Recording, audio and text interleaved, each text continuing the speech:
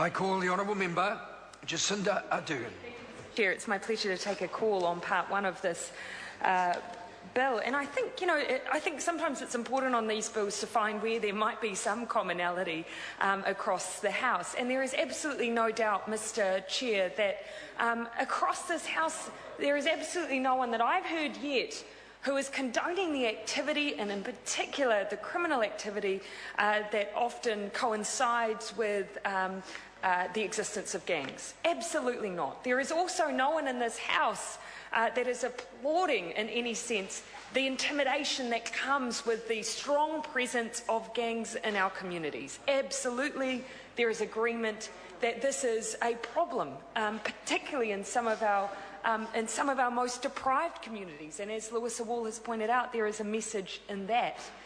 Where there is, however, Mr. Chair, disagreement, which I'd like to talk about specifically in relation to part one, is whether or not this bill will have an effect on those critical issues.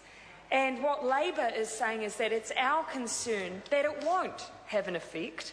And if it won't have an effect, does it in fact have the chance to, in some cases, make things worse, make things potentially farcical in some cases, increase the sense of intimidation for some people who would be required to try and enforce this bill? And additionally, underneath all of that, are we therefore wasting our money on time when there are other alternative routes that we should or can be taking? So that is where our objection squarely lays, Mr. Chair. I do want to go back to the beginning of part one, because part one sets out the purpose of the bill. It says the purpose of this act is to prohibit the display of gang insignia on premises of departments of the public service, police, Crown entities, local authorities and schools. Now, I think that's an acknowledgement that the areas in which something like this can be enforced are relatively constrained, and they're constrained to areas where the government or any government of the day can express some enforcement, because obviously there's issues with general bans of insignia in this way. That does mean that you are going to have an ad hoc situation where, if we are concerned, as we have said, with intimidation, with criminal activity, that someone who displays their gang insignia can simply wear it in transit between all of these places in which it's otherwise been banned. And does that overall change a situation? We fear, of course, it doesn't. Secondly, it is constrained around what it defines gang insignia as, and I don't think recognises that the way in which gangs identify is not solely down to a symbol. And let's just go over the definition of gang insignia. It says in clause 4A, it sets out gang insignia means a sign, symbol, or representation displayed to denote membership of, an affiliation with, or support for a gang, not being a tattoo, obviously recognising that it's hard to forcibly remove a tattoo, but as my colleague Reno Titakatani has pointed, it could cause, as Mr. Sabin points out, it could cause discomfort, obviously, but as Reno Titakatani has pointed out, some gang members do display their gang symbol in that way permanently on themselves, and it includes any item of clothing to which a signed symbol representation refers in paragraph A is attached. And of course then it lists gangs that therefore will be covered by that definition of gang insignia. Now, there's two issues in that definition and the way that is set out. First of all, it requires a gang to be listed within the bill. One thing I wanted to clarify is if a gang is not listed and the Crown decides that it wants that to be inserted, is that simply changed through regulation? I'm assuming it is, except it's embedded, as it seems, in the primary legislation rather than in regulation. So I'd appreciate from the member, is it via, and excuse me that I haven't determined this yet, is it via order in council that an additional gang must be added? That would be useful clarification. But first, of course, you must be listed, and then you must fall under the criteria of a particular gang insignia. Now, as my colleague has pointed out, not every gang uses explicit gang insignia. He's asked, for instance, why the Bloods and the Crips are not listed here. And the response from across the House from the member Mike Sabin was that, the Bloods and the Crips Mr. Chair. Mr. Chair. Member Jacinda Ardern. Thank you, Mr. Chair. Was that they don't have an insignia. But as the member will know, they certainly have a colour. They have colours. Yep, they do have colours. And actually, they also have hand signals. In the United States, especially, they identify not only with colours but with certain sporting codes and teams. That is how they represent their gang. Now, walking around some of our streets where you know that these gangs are particularly prevalent, and I've certainly campaigned across areas like that in my time, you know when you see a group of young men who belong to one of these gangs. They're not wearing an insignia, but you know. Now, again, this points out how this legislation is so flawed, because you don't have to wear a gang patch to be a member of a gang.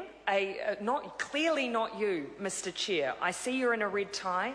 I haven't interpreted that to be a member of the Bloods. But that points out the flaw in this bill, Mr. Chair, is that not every gang member wears a patch or insignia.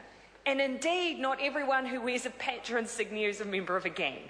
As Reno Titakatini pointed out with his example, where someone was clearly wearing insignia that someone may interpret to be a gang affiliation when clearly it was not.